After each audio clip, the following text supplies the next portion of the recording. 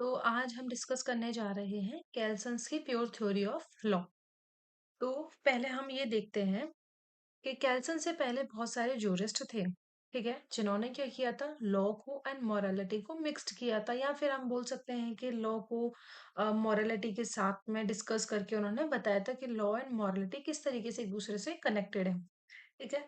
तो उन्होंने बोला था, काफी सारे जूरिस्ट का ये ओपिनियन था कि जो लॉ होता है वो मॉरलिटी, रिलीजन, पॉलिटिकल या जो भी इतनी सोशल वैल्यूज होती हैं उनके साथ क्या रहता है, कनेक्ट रहता है। लेकिन कैंसल क्या बोलते हैं, कैल्शन का मानना है कि if we want to study law specifically, कि अगर हमको स्पेसिफिकली साइंटिफिकली हमको अगर लॉ की स्टडी करनी है, तो we should study only law. तो हमें सिर्फ और सिर्फ और लॉ को ही स्टडी करनी चाहिए, नथिंग एल्स। उसके अलावा हमें किसी और चीज की स्टडी नहीं करनी चाहिए। दैट्स वाई जो इनकी ये जो थ्योरी है इसको हम प्योर थ्योरी ऑफ लॉ बोलते हैं। अब हम थोड़ा सा इंट्रोडक्शन कैल्सन के बारे में देखते हैं कि कैल्सन है कौन। तो हैंस कैल्सन 1881 टू 1973, ये इनका जो भी टाइम पीरियड था इनका वो है। तो Hans Kelsen was a great jurist of the analytical school. अब एनालिटिकल स्कूल क्या होता है, तो हम इसके बारे में थोड़ी सी जानकारी लेते हैं कि एनालिटिकल स्कूल क्या होता है। एनालिटिकल स्कूल क्या होता है, स्कूल का मतलब होता है एक ग्रुप होता है जिसमें कि जो जिनके सिमिलर थॉट्स होते हैं, not the same but similar, जिनके थॉट्स या ओपिनियंस होते हैं, उन स्कॉलर्स और जूरिस्ट होते हैं, उनको एक ही जगह पर, मतलब एक ही उसमें रख दिया जाता है, उन ओपिनियंस को एक ही जगह रख दिया जाता है, तो उसको हम स्कूल्स बोलते हैं। तो ऐसे ही हमारे एक एनालिटिकल स्कूल है। एनालिटिकल स्कूल का अप्रोच क्या है, इसका मानना ये है कि लॉ लॉ क्या होता है, लॉ वह है जो एग्जिस्ट करता है आज के टाइम पे, जो लॉ एग्जिस्ट कर रहा है उसी को क्या करते हैं, हम लॉ मान के चलते हैं। इनका मानना है, ये मानते हैं कि हम लॉ को एनालिसिस करते हैं। लॉ वह नहीं माना जाता जो कि गॉड मेड जो लॉज होते हैं, या कि जो सुपीरियरिटी जो सुपीरियरिटी शो करते हैं, वो लॉज नहीं होते हैं। जो आज के टाइम पे जो एग्जिस्ट करता है, जिसको स्टेट के द्वारा मेड किया गया है, वो लॉज होते हैं। इसके अंदर बहुत सारे ज्यूरिस्ट हैं, जैसे कि हमारे ऑस्टिन हो जाते हैं, एंड वो हर्ट भी इसके अंदर ही आ जाते हैं हमारे, ठीक है। तो अब हम पढ़ते हैं कि Kelsen was a great jurist of the analytical school, and we gave a and who gave a theory of pure theory of law इन्होंने दी थी। This theory known as the Vienna School, and the Kelsen belonged to the Austria, and he was a professor of law at the Vienna University. He was also an judge of the Supreme Constitutional Court of Austria for the 10 year during the 1920 to 1930। ये इतना हमारे लिए relevant नहीं है, बस इतना जानना है हमें कि कैल्सन का टाइम पीरियड कितना था, उनकी कौन सी थ्योरी थी, और कौन से स्कूल से बिलोंग करते थे। तो ये चीजें हमें, ये तीनों जो चीजें हैं, ये हमारे लिए इम्पोर्टेंट होती हैं कि कैल्सन, इनकी थ्योरी कौन सी थी, ये इनकी थ्योरी है।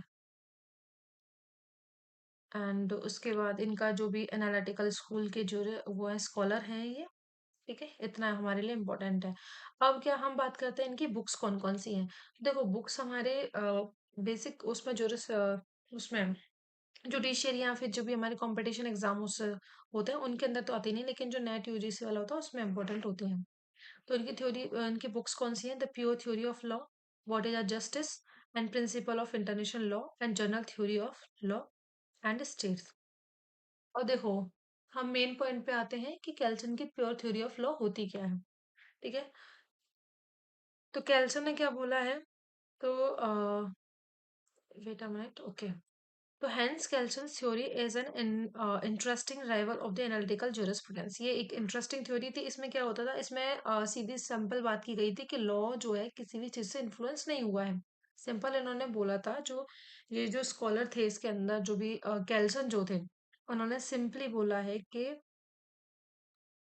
वेन हम ये बोल सकते हैं, प्योर थ्योरी क्या बोलती है, प्योर चीज क्या होती है जिसमें कोई भी चीज मिक्स्ड नहीं होती है, ठीक है। जैसे कि प्योर प्योर जैसे वाटर होता है, प्योर वाटर होता है जिसमें बहुत सारे वो जो भी केमिकल से फ्री होता है, इसमें कुछ भी केमिकल मिक्स नहीं होते। इसी तरीका से इन्होंने बोला है कि जो लॉ है वो भी क्या है, एक प्योर है।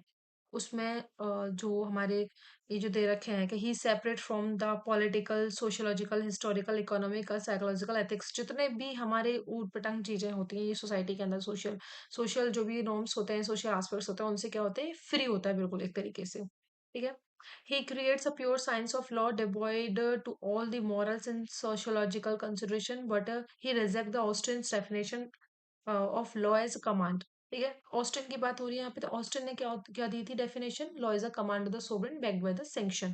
ठीक है, ऑस्टिन का मानना क्या था कि लॉ क्या है, एक कमांड है, मतलब एक सुपीरियर अथॉरिटी के द्वारा दिया गया एक ऑर्डर है, जो कि मस्ट है कि उसको फॉलो करना पड़ेगा स्ट्रिक्ट सेंस में, और जो उसको फॉलो नहीं करता है उस हर एक व्यक्ति को क्या मिलेगी, एक पनिशमेंट मिलेगी, एक सैंक्शन मिलेगा। ठीक है, इसमें इन्होंने मोरालिटी को भी इंक्लूड कर लिया, बल्कि मोरालिटीज ऐसी होती हैं कि अगर जिनको फॉलो नहीं भी किया जाता है तो पनिशमेंट नहीं मिलती है। ठीक है, तो इसीलिए इन्होंने इसको रिजेक्ट किया था कि इस तरीके से नहीं हो सकता है भाई, कि अगर कोई व्यक्ति मॉरल्स को फॉलो नहीं करता है, नहीं मानता है वो, जैसे कि हमारे मॉरल्स क्या होते हैं कि जो हमारे बड़े होते हैं उनकी रिस्पेक्ट करना, तो अगर कोई नहीं कर रहा है तो उसके लिए हम पनिशमेंट नहीं दे सकते। ठीक है, कोई स्लाइट ऑफेंस हो गया है, कोई स्लाइट हम किसी को हो गया है, बहुत ही ज्यादा छोटा सा किसी को चोट पहुंच गई, कोई तो कुछ बहुत ही हल्का सा किसी किसी के साथ में ऑफेंस कमिट हो गया, तो उसके लिए हम एकदम स्ट्रिक्ट तरीके से उसको पनिशमेंट नहीं दे सकते। ठीक है, तो इन्होंने यही बोला था कि जो लॉ है उसको इन्फ्लुएंस नहीं कर सकते मोरालिटी वगैरह इसके साथ में। ठीक है, उनका मतलब इनका तो प्योर एक ही पर्पस था कि लॉ जो है फ्री होता है इन बाकी सारी चीजों से। ठीक है, फिर इनका एक और ये प्रिंसिपल था, ग्रांड नोम्स। ग्रांड नोम्स क्या बोलता है, ये जो है कैल्सन का जो ग्रांड नोम्स है वो ऑस्टिन की जो सोबरेनिटी सोबरेन जो थ्योरी है उसी के सिमिलर है। मतलब ये जो ऑस्टिन जो है ये मानते थे कि जो लॉ है वो ही क्या है, सोबरेन है, लेकिन ये कैल्सन मानते हैं कि जो ग्रांड नोम्स हैं वो क्या है इनके, वो सोबरेन है। ठीक, देखते हैं कि law as a normative science, तो इसमें क्या बोला गया है, देखो इसमें मेन चीज दो शब्द आते हैं, दो वर्ड जो है जो भी है, ये है normative science and natural science. तो देखो पहले हम ये देखते हैं कि नेचुरल साइंस क्या होती है। नेचुरल साइंस क्या होता है, साइंस मीन्स मतलब एक तरीके से नेचुरल साइंस क्या बोलता है कि साइंस डील करता है कि व्हाट लॉ इज। देखो इसमें बोल रहा है natural science is capable of being accurately described, determines and discovered in the form of is, कि व्हाट लॉ इज, आज लॉ क्या है उसके बारे में बात करता है, which is an essential element of the all natural sciences. But science of law as a knowledge of what ought to be. लेकिन जो हमारा नॉर्मेटिव साइंस होता है वो क्या होती है, नॉलेज होती है, मतलब साइंस की स्टडी करना, एक तरीके से नॉलेज होना साइंस के। उनका मानना क्या होता है कि व्हाट लॉ और टू बी, कि लॉ क्या होगा आगे चल के, फ्यूचर में लॉ क्या होगा, मतलब आगे फ्यूचर नहीं बोल सकते लेकिन किस तरीके से लॉ होगा। ठीक है, it is a odd character which provide normative character of the law। In simple terms में अगर हम समझने की कोशिश करें तो देखो साइंस का क्या होता है, नेचुरल साइंस अगर हम लेके चलते हैं जनरल साइंस में, तो जैसे साइंस का काम क्या होता है, साइंस हमें बताती है कि जैसे कि water boils at 100 degree Celsius, तो ये एक तरीके से साइंस है, एक फैक्ट है। ठीक है, और लॉ क्या होता है, लॉ होता है कि law tell us what should happen, कि क्या होना, जैसे कि हम क्या करते हैं, टैक्स पेस करते हैं। ठीक है, और अगर हम कोई चीज थेफ्ट करते हैं तो उसके हमें क्या मिलती है, पनिशमेंट मिलती है। We should obey the traffic rules को ओबे करना चाहिए। ठीक है, तो ये क्या है, हमारा नॉर्मेटिव साइंस है। अंडरस्टूड, इस तरीके से हम बोल सकते हैं कि law is a normative science rather than the natural science. अब हम आते हैं ग्रांड नॉर्म्स। ठीक है, तो जो हमारा कंसेप्ट है, मोस्ट इम्पोर्टेंट कंसेप्ट है ग्रांड नॉर्म्स। ठीक है, ग्रांड नॉर्म्स का बेसिक मतलब समझते हैं तो ग्रांड नॉर्म्स क्या होता है, एक तरीके से फादर होता है, कि जितने भी लॉ होते हैं उन सबका फादर कौन होता है, ग्रांड नॉर्म्स होता है। If you you understand grand norms, you understand Kelsen. अगर आप ग्रांड नॉर्म को समझ सकते हैं तो आप कैल्सन को भी समझ सकते हैं। तो ग्रांड नॉर्म्स का बेसिक मतलब क्या होता है, एक फंडामेंटल नॉर्म्स जो होते हैं, फंडामेंटल रूल्स जो होते हैं, वो क्या कहलाते हैं, हमारा उनका जो बेस होता है, फंडामेंटल नॉर्म्स का जो बेस होता है उसको हम ग्रांड नॉर्म बोलते हैं।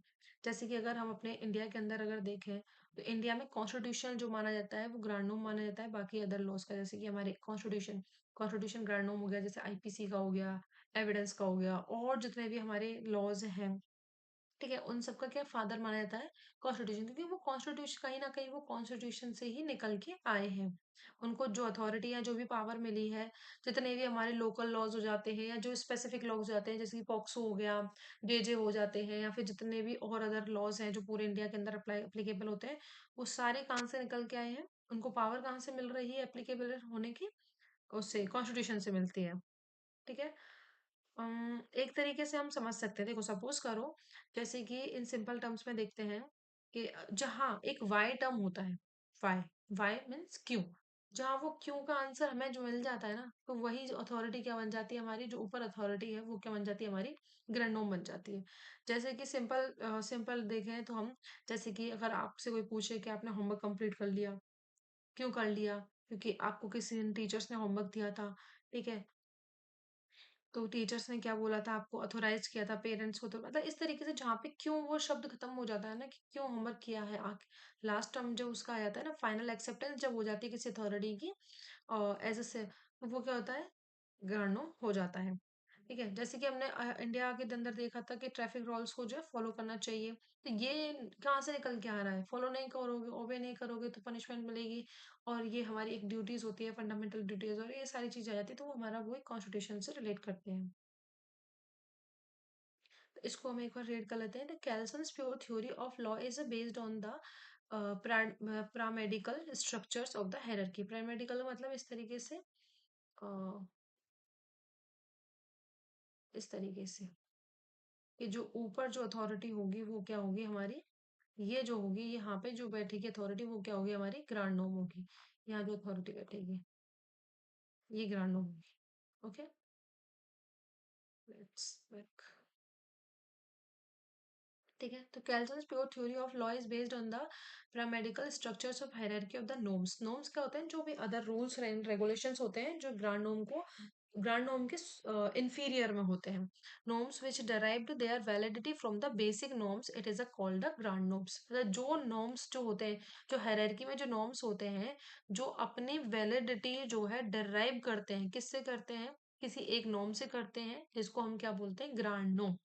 ठीक है, the grand norm or the basic norms determines the content and give validity or the other norms derived from its।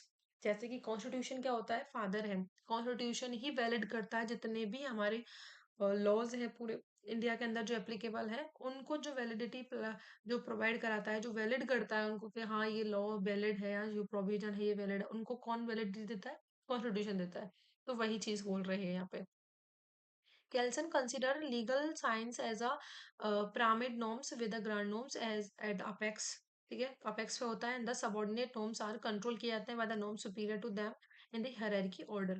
However, the grand norm is independent of any other noun being at the apex and the, ठीक है, आप इतना ही समझने की कोशिश करें कि grand norm क्या होता है, एक सुपीरियर अथॉरिटी होती है जो कि अदर जो नॉर्म्स होते हैं जो उसके कंट्रोल में होते हैं या फिर जो उसके सुपरविजन में होते हैं, वो उनको क्या करता है, उनको एक अथॉरिटी प्रोवाइड कराता है, उनको वैलिडिटी देता है उनको।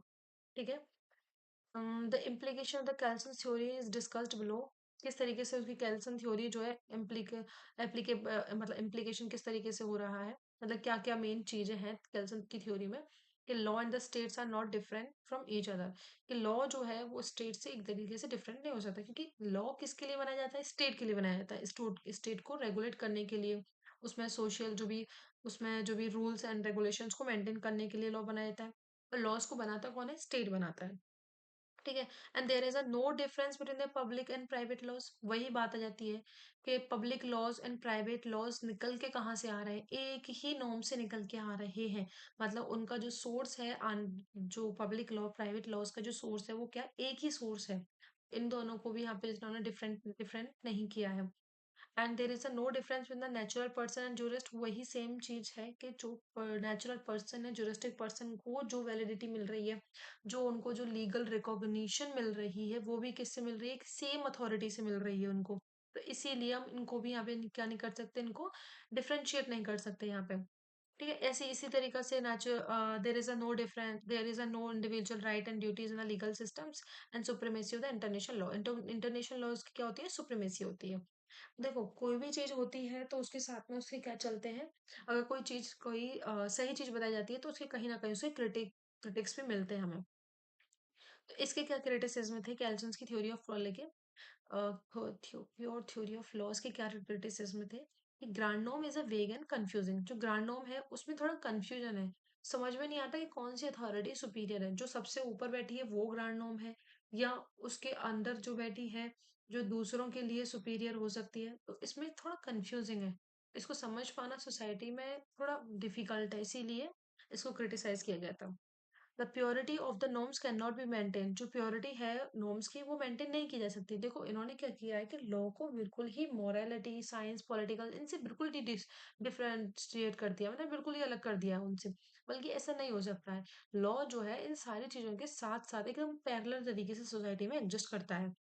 ठीक है, तो इसमें बोल सकते हैं कि purity of norm can not be maintain नहीं की जा सकती है। This theory has lacked political, sorry practical significance. इसका कोई प्रैक्टिकल नहीं हो सकता क्योंकि लॉ जो है बिना सोसाइटी के जो सोशल एस्पेक्ट्स हैं उनके बिना एग्जिस्ट ही नहीं कर सकता है ना। तो वही सारी चीजें हैं। और इन्होंने क्या किया है, सबसे इम्पोर्टेंट कि इन्होंने क्या किया है, इग्नोर किया है किसको, कस्टम्स को पूरी तरीके से इन्होंने इग्नोर कर दिया है। कस्टम्स को उन्होंने कुछ समझ के ही नहीं रखा है यहाँ पे। ठीक है, ये कस्टम्स कुछ कुछ लॉज जो होते हैं, जो रूल्स होते हैं, वो कहाँ से डिराइव होते हैं, कस्टम से। उनको वैलिडिटी कहाँ से मिलती है, कस्टम्स उनको वैलिडेट वैलिडेट करते हैं। ठीक है, इन्होंने क्या किया, नेचुरल लॉ जो मोरालिटी उसको भी इग्नोर किया है, जैसा कि हमने देखा था। International law is the weakest point of the Kelsen's theory. ठीक है, तो यहाँ तक हमारा कैल्सन्स का कंप्लीट हो चुका है। ओके, अगर कोई भी प्रॉब्लम हो तो आप बता सकते हैं। ओके, ठीक है। तो बेसिकली अगर हम एक बार इसका वो निकाल के चलें कि क्या है प्योर थ्योरी, क्या है, तो देखो प्योर थ्योरी क्या है। प्योर थ्योरी का सिंपली मीनिंग ये होता है कि प्योर मतलब प्योर है, जो कि सारे जितने भी इन्फ्लुएंसेस हैं, चाहे वो मोरालिटी हुआ, पॉलिटिकल हुआ, सोशल हुआ, इकोनॉमिकल हुआ, ये सारे एस्पेक्ट से क्या है, वो फ्री है। उन पे इन चीजों का इन्फ्लुएंस नहीं हो सकता। लेकिन ऐसा सोसाइटी में एग्जिस्ट ही नहीं करेगा ऐसा लॉ जो कि इन सारी चीजों से इन्फ्लुएंस नहीं हो सकता। ठीक है, तो इसीलिए इसको क्रिटिसाइज किया गया था। आगे हम देखेंगे एचएल हर्ट के बारे में, जिन्होंने मतलब जो भी ये भी एनालिटिकल स्कूल के ही हैं, और इन्होंने जो है कैल्शन की और जो ऑस्टिन की जो भी थ्योरी दी गई थी उसको भी इन्होंने क्या किया था, इनको इन्होंने क्रिटिसाइज किया था, इनकी थ्योरीज को एक तरीके से बिल्कुल ही नेग्लेक्ट कर दिया था। इसके लिए हम कल डिस्कस करेंगे। ओके, इतना ही। कोई प्रॉब्लम आई हो तो आप बताएं। Thank you.